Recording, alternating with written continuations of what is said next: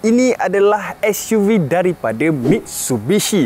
Beliau mempunyai sebuah eksterior yang agak sporty daripada bahagian luar, namun pada bahagian dalam beliau memiliki sebuah interior yang amat rugged. Sedikit berbeza daripada Mitsubishi Xpander yang saya review sebelum ini, Mitsubishi Outlander memiliki dua varian yang terjual di Malaysia, iaitu 2.0 dan juga 2.5. Masing-masing berharga RM133,000 untuk 2.0 dan RM140 lebih untuk 2.4. Mitsubishi Outlander adalah sebuah kereta yang besar. Dia ada panjang 4.7 meter, lebar dia 1.8 meter dan juga ketinggian 1.7 meter. Berbeza daripada adik dia ASX, sedikit kecil, 4.3 meter untuk panjang, lebar dia 1.77 dan juga ketinggian dia hanya 1.6 sahaja. Jadi saya akan tunjukkan kepada korang semua features pelik dan features menarik yang ada di dalam Mitsubishi Outlander ini, and then saya akan test drive untuk bagi tahu korang macam mana pengalaman memandu Mitsubishi Outlander. First, saya nak berterima kasih kepada Mitsubishi Ingress Petaling Jaya kerana meminjamkan saya Mitsubishi Outlander ini. Jadi kepada sesiapa yang berminat untuk membeli Mitsubishi yang terbaru, Mitsubishi Petaling Jaya menyediakan semua jenis Mitsubishi yang terbaru, termasuklah dengan Mitsubishi Outlander ini. Jadi sila kontak di bawah jika korang berminat. Okey, so jom kita sembang menyeluruh berkenaan Mitsubishi Outlander.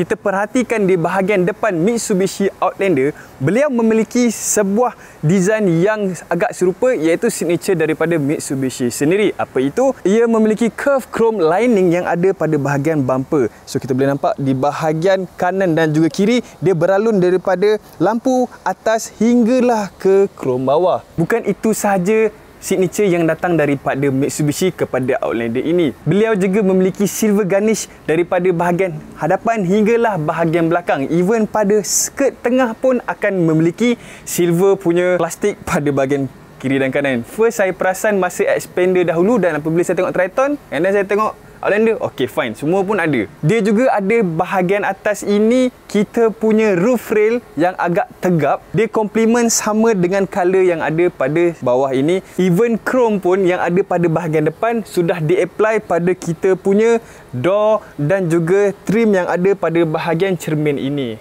Cantik sana, cantik sini, tapi yang paling cantik sport rim ni. Kita boleh nampak kita punya sport rim bersaiz 18 inci, dan yang paling saya rasa menarik adalah dia punya design dan juga pemilihan color. Ya, biasa pemilihan color yang ada hanyalah two-tone, hitam juga chrome, sama macam kereta-kereta lain, tapi design itu sendiri yang buatkan saya nampak tegap dan juga sporty. Mitsubishi Outlander bukanlah SUV yang paling murah di pasaran Malaysia, namun masih ramai lagi yang membeli Mitsubishi Outlander ini. Kenapa? Apabila kita cek saja di forum, jawapannya terletak pada bahagian enjin. Salah satunya dengan 165 horsepower dan juga 222 Nm of torque, kereta ini mampu memberikan performance yang cukup baik walaupun dia hanya memberikan CVT punya gearbox. Tambahan pula Mavic, so dia punya pulling engine tu memang serius sedap. Nanti kita test drive. Apabila kita membayar harga yang premium untuk sebuah SUV, makanya kita akan dapat features yang premium, termasuklah dengan Mitsubishi Outlander. Mitsubishi Outlander ini memiliki auto bonnet dan kita boleh mengawal dia punya auto ni daripada bahagian dalam kereta. Pada yang kokpit tu, just klik sahaja button, ataupun pada bahagian belakang ini kita sudah pun boleh membuka kita punya bonnet dengan selesa.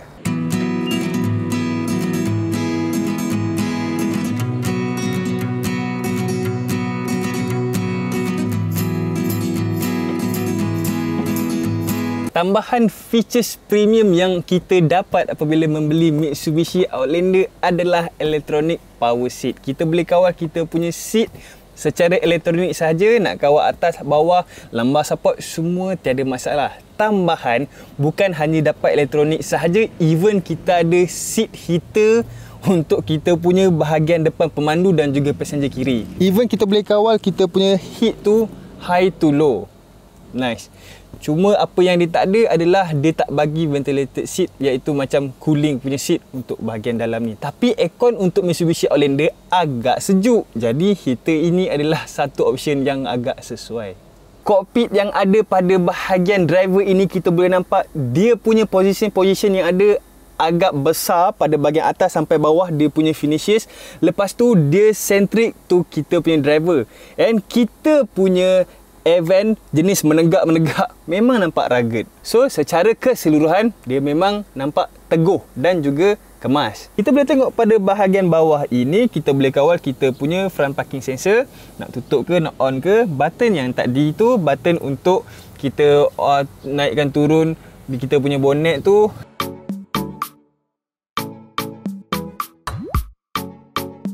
Mitsubishi Outlander ada 360 darjah punya view kamera. Button yang ada dekat bahagian kanan ini adalah untuk kita punya pandangan pada bahagian depan. Jadi macam mana nak kawal kita punya kiri dan kanan, beliau ada pada signal kiri dan kanan. Kita masuk saja kanan, kita akan dapat kita punya pandangan kanan dan juga signal kiri untuk pandangan sisi kiri. Tambahan lagi untuk steering ini nampak semat dan juga gempak.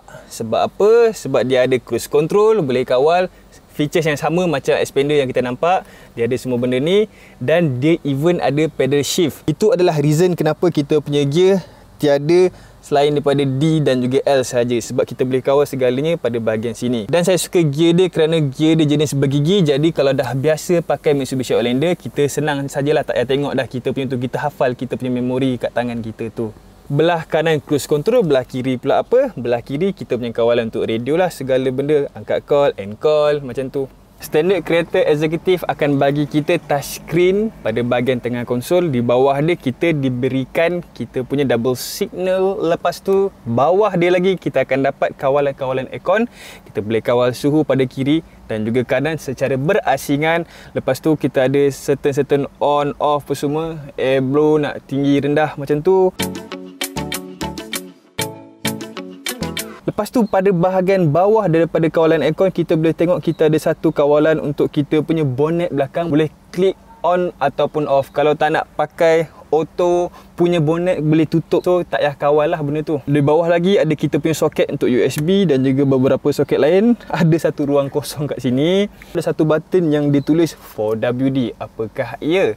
Kereta Mitsubishi Outlander adalah sebuah kereta 4-wheel drive dan kita boleh kawal dia punya jenis 4-wheel drive itu. Ada 3 jenis kawalan. Satu adalah 4-wheel punya lock, maknanya akan pakai ke 4-4 sekali. And then dia ada 4-wheel drive eco. Untuk 4-wheel drive eco akan ada 2 saja yang jadi primary. Yang lagi 2 akan support sahaja. Masih 4-4 jalan tapi 2 yang akan jadi primary.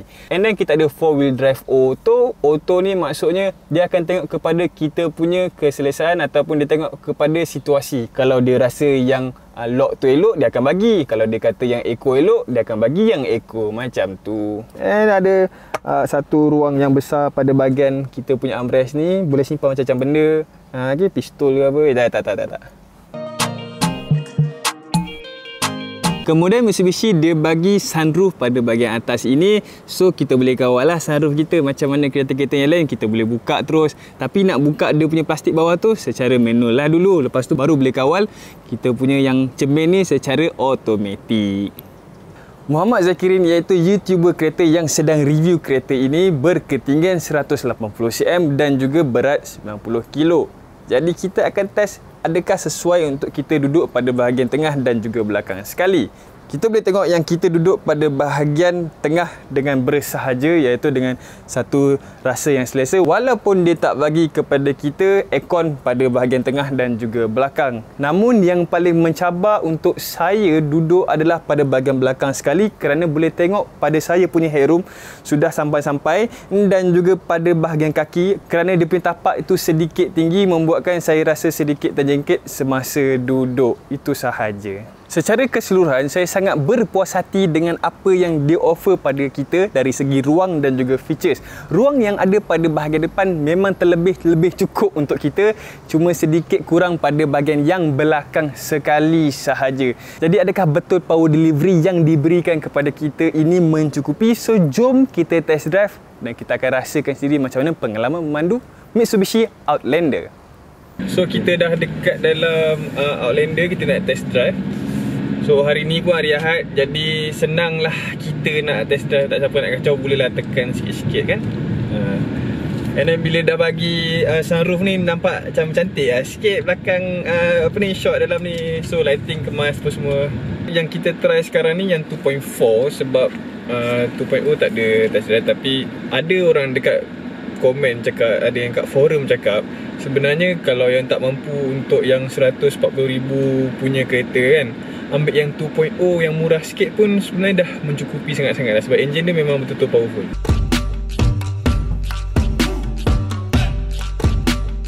So kita akan cakap pasal exterior dan interior dulu. For sure, memang daripada apa yang saya present, memang saya tak boleh nak tipu kan. Memang saya suka lah tengok dengan Mitsubishi Outlander ni daripada exterior dia. Dan daripada segi interior, akan ada certain orang yang tak suka dengan jenis-jenis rugged. Tapi rugged ni macam untuk lelaki, pak smart lah. So overall saya suka kereta ni dari segi interior dan exterior sebab dia ada clash antara dua tu. So dia kemas. Dari segi harga memanglah dia sedikit mahal for sure, sebab dia harga bila dah lebih 1,000 ni, tak semua rakyat Malaysia mampu untuk beli kereta ni. Tapi bila orang tu mampu, saya boleh cakap yang kalau korang beli ni memang serius kena dengan harga, sebab dia betul-betul premium. And dia ada certain features yang agak eksklusif dekat dalam kereta ni. Engine MyVac yang ada feature-features yang selesa dengan safety features yang baik. Itu memang actually quite a bargain lah sebenarnya. Cuma yang pasal aircon belakang tak ada tu saja yang saya dengar orang tak suka. Yang lain semua complete set sebenarnya.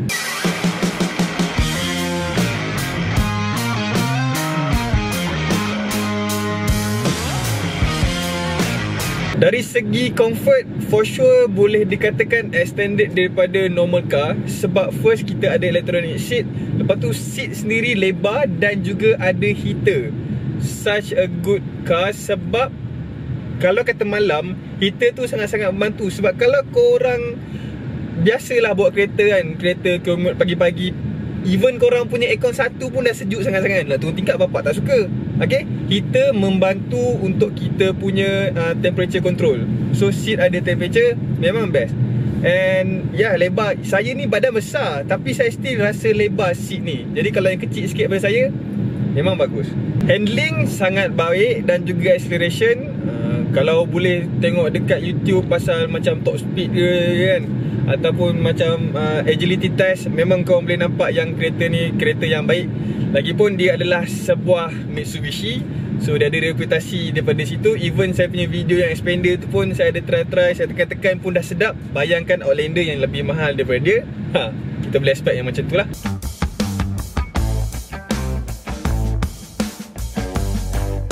Adakah kereta ini memiliki features yang baik?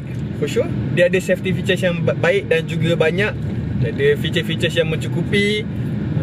Kiranya apa yang kita perlukan semuanya ada dan kita pakai. Signal yang kiri kanan tu pun membantu kita. Kalau kata macam contoh Honda, dia ada apa ni? Kalau kata contoh Honda kan dia ada sun sensing yang untuk belah kiri kan. Ini kiri kanan pun ada. Adakah kereta ini memiliki value yang baik?